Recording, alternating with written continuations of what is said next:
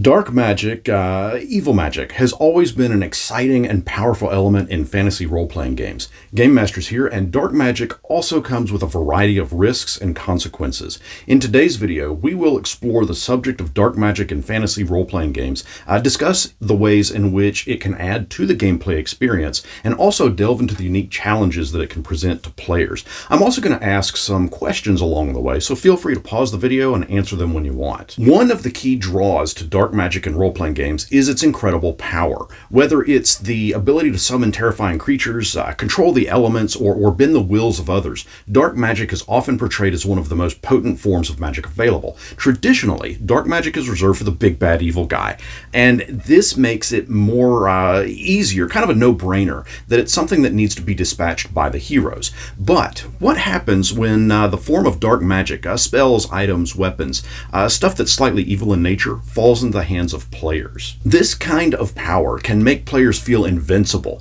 but as DMs, we also know that dark magic comes with a cost. Sometimes it's in physical harm. The player may take, XD10 damage, or possibly even age XD4 years each time that dark magic is used.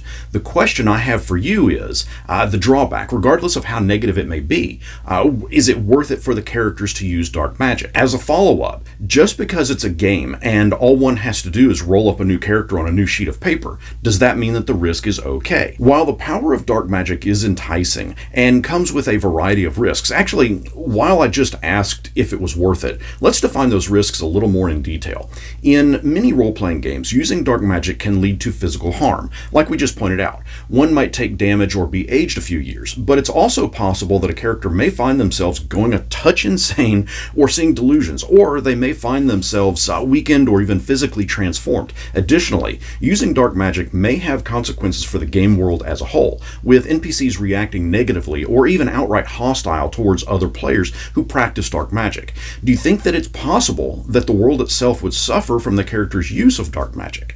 I suppose that could be subjective based on how powerful that dark magic initially was, but is the possibility there? Now, I'm about to give you a barrage of questions to ponder. I'd love to get your answers down in the comments, as I really want to continue the discussion. But first, I'd love to ask that if you're enjoying this video, to please give it a thumbs up. That action alone is a form of good magic, and I thank you kindly. Now for the barrage of questions. Think of these more as interview questions from me to you, and I want you to feel free to answer them, regardless if you're a DM or a player. Is it ever acceptable to use such power, dark magic, evil magic, or is it always immoral and corruptive? Should characters be punished for using dark magic, or is it simply another tool in their arsenal? If an item or spell that exudes dark magic were to fall into the hands of characters, what limitations or restrictions would you impose upon such power? Would you let it go as so far as to be altering to the campaign setting on a permanent basis? What about alignment? When alignment is used, and it is kind of less used these days, does it have an impact on that character's view? What would happen if a paladin, for example, came across the wand of Orcus? Would the temptation there be to use the wand for greater good, or would the paladin simply walk away from it or attempt to even destroy it? Do you have any specific dark magic spells or items that you've tossed to your players to see how their character would use it?